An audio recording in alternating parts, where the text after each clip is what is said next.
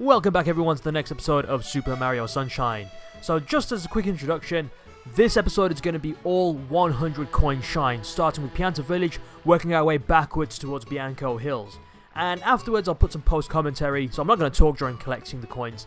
I'll just fast forward it all, show you where all the coins that I get are, and I'll just give my thoughts in the background as post commentary. So to begin with, we're going to jump in, and I shall talk to you in the future.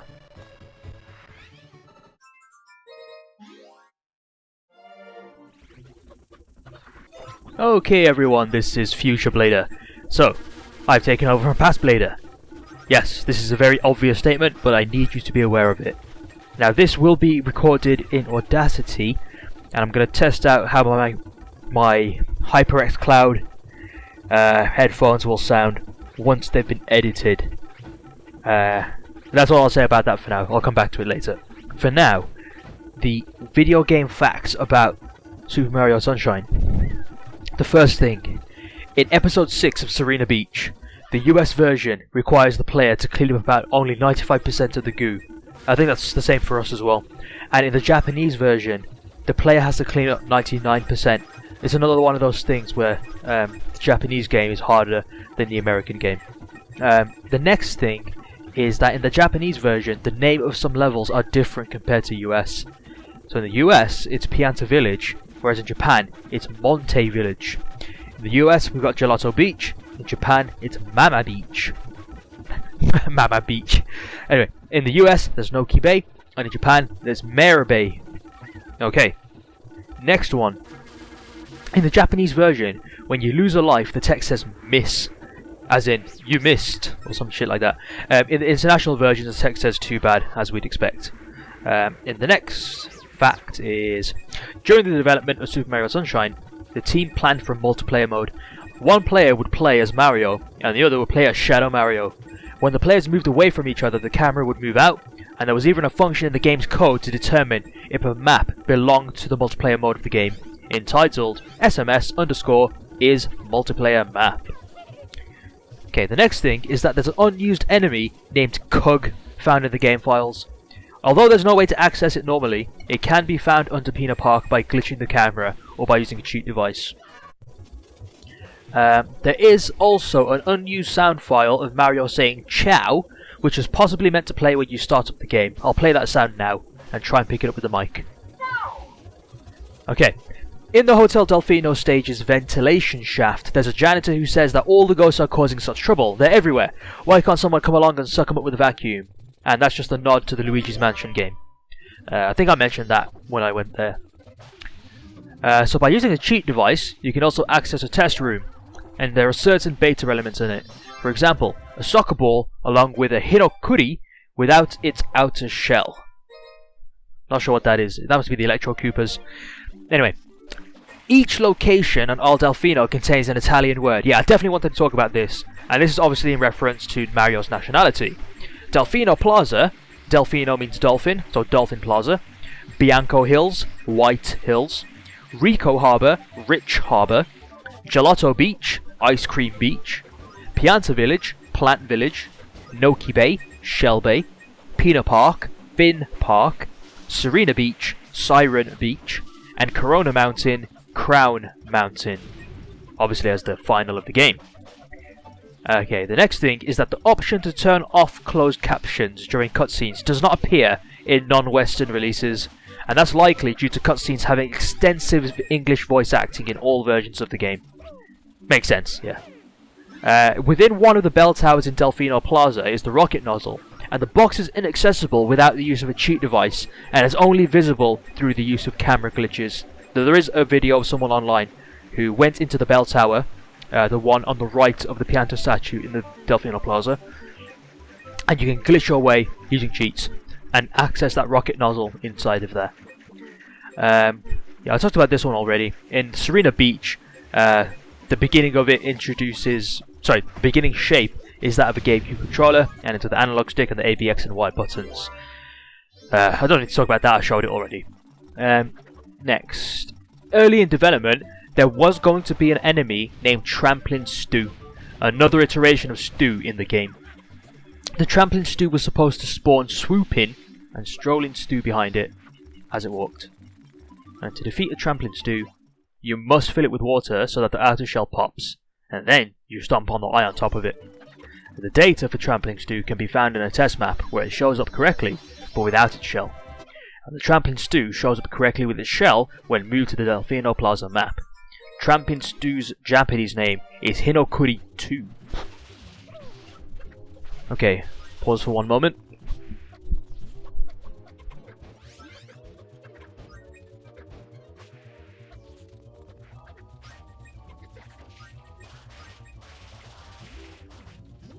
Okay, so our next facts are that Flood was originally going to have a much thinner nozzle and a less bulky body design. I remember seeing that in magazines of Nintendo official magazine. I used to collect that way back in the day. And when Super Mario Sunshine first came out, it showed a prototype screenshot with like a really weird nozzle. It looked kind of like a fireman's hose, sort of like that. Okay, the next thing is there is unused text in the Japanese version hinting at an unused train system, and according to the text, Mario could purchase tickets, get them stamped, and travel to different parts of Isle Delfino, possibly as a means of accessing the different levels of the game.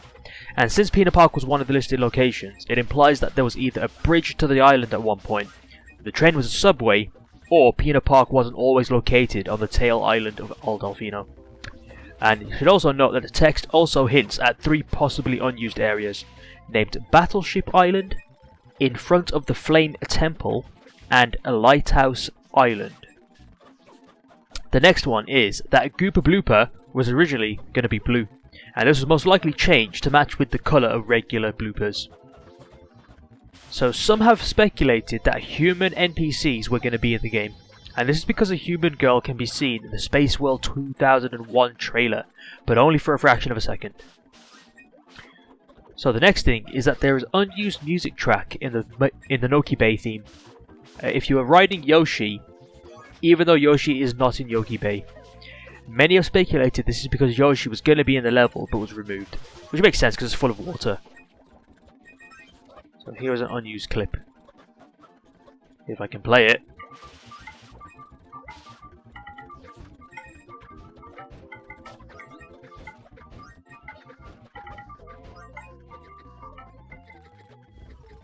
It's pretty much the Yoshi drums along with the Noki Bay music.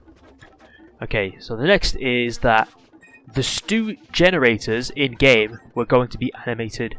So those little wobbly things. There are multiple eerie images in unused pollution maps. Ugh. Okay, the next one, bit of a lengthy one. A study in America found that playing Super Mario Sunshine made people more helpful in real life. They assigned some students to play a video game that the researchers deemed pro-social, either Super Mario Sunshine, in which Mario must clean up environmental pollution, or Chibi Robo, where the players assume the role of a robot who helps a family manage their house. After playing the game, the students were paired with another person and told to make their partner complete 11 puzzles from a selection of 10. What? Hang on. They were told to make their partner complete 11 puzzles from a selection of 30. 10 of which were hard, 10 are easy, and 10 in between. Okay. They were informed that if their partner was to solve 10 of the puzzles correctly, then the partner would receive $10 gift certificate.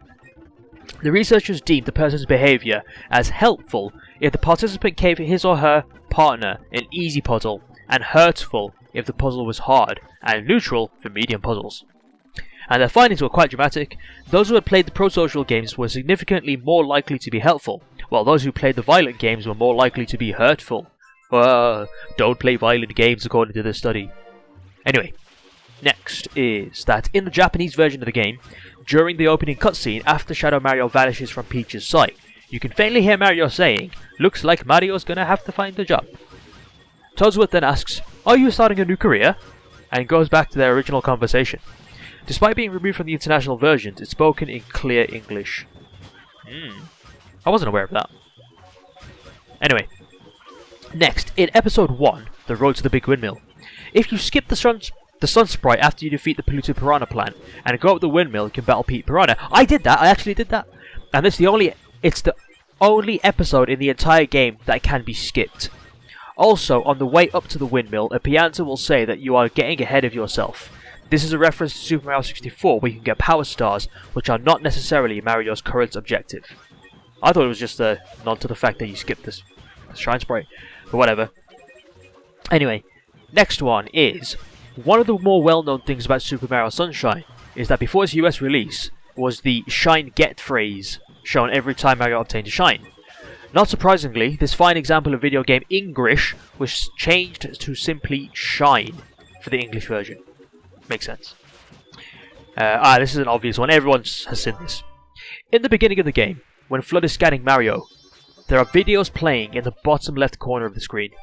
And these videos are Mario fighting Bowser in the Super Mario Bros. Iggy Koopa in Super Mario World, and Bowser again in Super Mario 64. In the opposite corner is a list of backwards names which represent past Mario games. Looking closely reveals that both Super Mario Kart and Mario 64 were written with the word Kurt, K-I-R-T, instead of Kart, K-A-R-T. Okay, next one.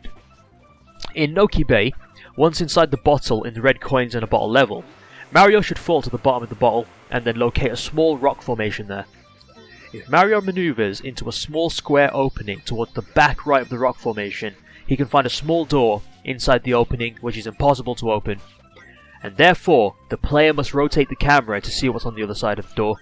In doing so, Mario can see a brown book on the floor of the room behind the impassable door, though its purpose is unknown. The book itself may be a reference, or vice versa, to the level's background music. In the original soundtrack, the title of the level's theme is in fact The Book in the Bottle. It's also been said that this mission was originally different and that Mario would collect the book rather than the 8 red coins. Interesting. Okay, next is Isle Delfino is Italian and literally translates to Dolphin Island, so we've already talked about that. And it likely references the GameCube's original codename Project Dolphin, abbreviated as DOL, and can be seen under every GameCube. And that's the emulator, Dolphin Emulator. Okay. In the Japanese version of the game, there are files referencing planned train stations and dialogue involved in obtaining and stamping tickets. Each ticket would take you to one of 15 stations, so again, going back to that train idea. In an early pre-release version of Super Mario Sunshine, Delfino Plaza had a different look than in later pre-release versions and the final product. No pictures of that though. And finally, Il Piantissimo is actually the running man from Ocarina of Time and the postman from Majora's Mask. Ah, that's right, okay, that makes more sense. It wouldn't have been from Twilight Princess, that's what I thought originally. It makes more sense, it's the guy from Ocarina of Time that runs around. Okay, so hopefully that should be enough to cover all of the thing. If not, I'll speed it up to such a degree that it will cover all of the shines. So,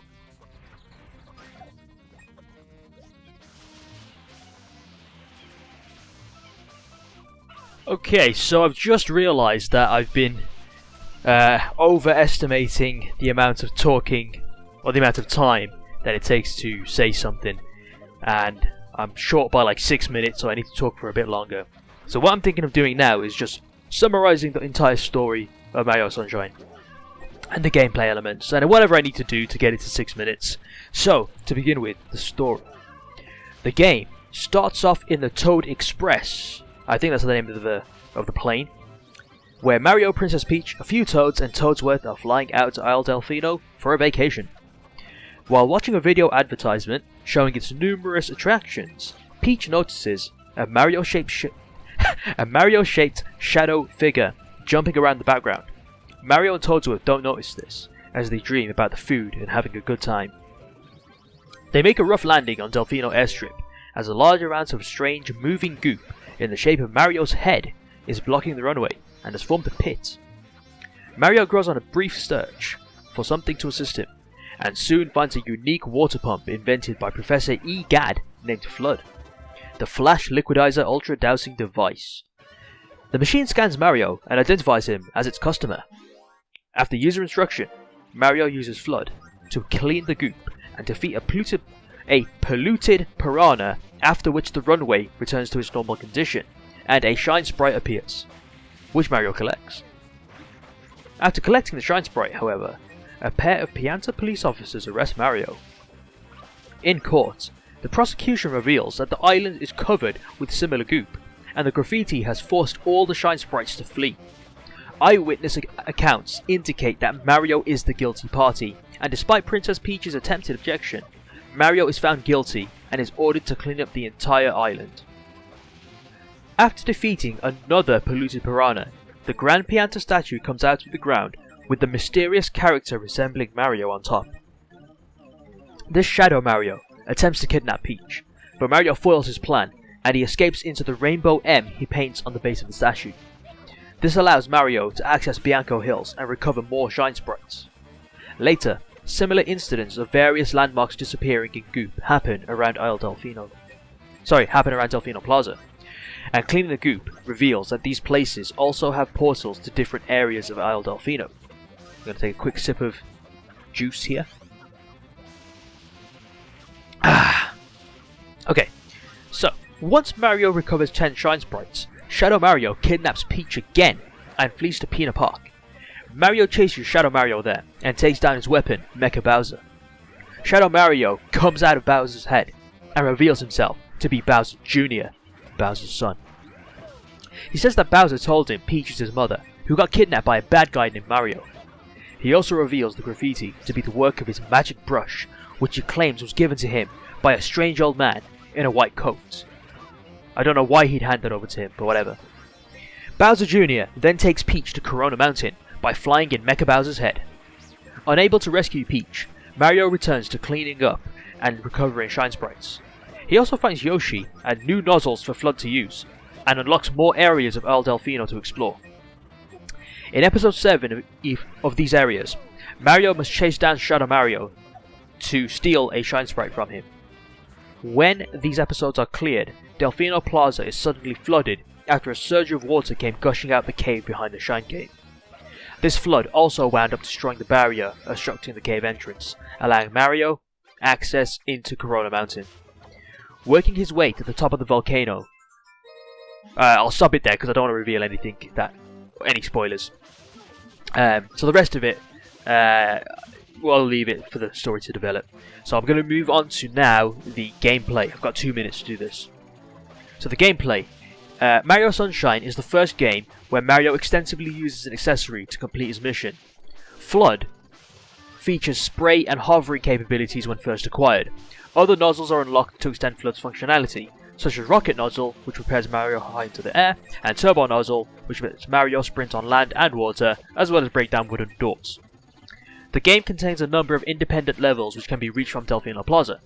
Gameplay is based around collecting Shine Sprites by completing various tasks in the levels and overworld, very similar to Super Mario 64. But instead of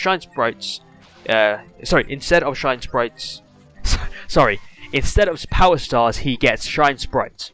But unlike Mario 64, where the player could usually get most Power Stars no matter what mission was chosen, this game usually lets Mario only obtain the Shine Sprite that the player selects at that level screen.